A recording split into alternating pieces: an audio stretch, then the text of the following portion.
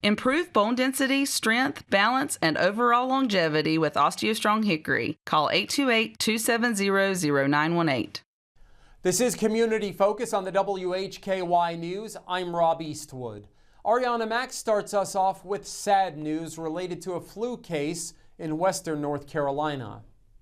The North Carolina Department of Health and Human Services is reporting the first pediatric flu-related death for the 2025-26 flu season. A child in the western region of the state recently died due to complications of influenza. To protect the family's privacy, additional information will not be released. Influenza activity is surging just as holiday travel and gatherings begin. North Carolina has recently seen an increase in flu activity and flu-associated adult deaths. So far, 10 adult flu-associated deaths have been reported in North Carolina this season. Nationally, 280 children died from flu complications last season, the highest number since the 2009-2010 influenza A H1N1 pandemic. Reporting for WHKY, I'm Arianna Mack.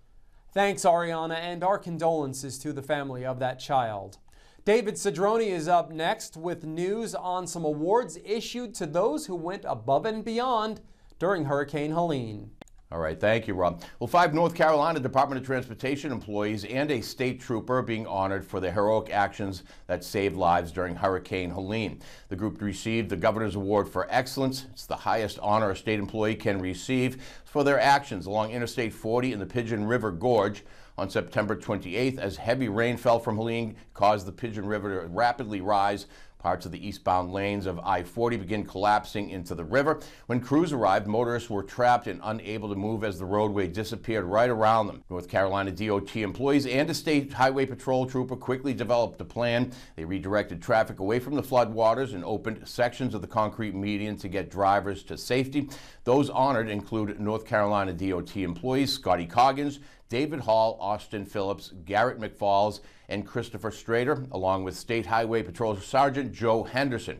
Passenger vehicles were sent through first, followed by tractor trailers, as crews worked to create a safe path to the westbound side of the interstate. Thanks to their quick thinking and teamwork, everyone made it out the gorge safely. Those honored were recognized during a ceremony last month in Raleigh, where a video highlighting their life-saving action was played. I'm David Cedrone for WHKY News. Thanks, David, and congratulations to those award winners. The Catawba County Economic Development Corporation has announced the recipients of the inaugural Catawba Future-Ready Manufacturing Grant. The program serves as a pioneering effort to accelerate the adoption of advanced manufacturing technologies among existing industries. According to EDC, through a highly competitive application and review process, 5 Catawba County companies were selected for awards totaling $200,000. Those companies are Sarstedt Incorporated, Poppelman Plastics USA LLC, SEI Technologies, Unitape USA, and Marcal Blue Ridge Molding LLC. These companies represent a cross-section of Catawba County's diverse manufacturing base and demonstrate a strong commitment to innovation, efficiency, and workforce advancement. Caldwell County offices and convenience sites will be closed for the Christmas and New Year's holidays. Convenience sites will be closed on Christmas Eve and Christmas Day, Wednesday, December 24th and Thursday, December 25th, as well as on New Year's Day, Thursday, January 1st. County offices will be closed Wednesday, December 24th through Friday, December 26th for Christmas, and on Thursday, January 1st for New Year's Day. Otherwise, sites and offices will be open on their regular schedules. That wraps up Community Focus and the WHKY News. Remember, you can get all of the latest news and sports 24/7 at our website, WHKY.com.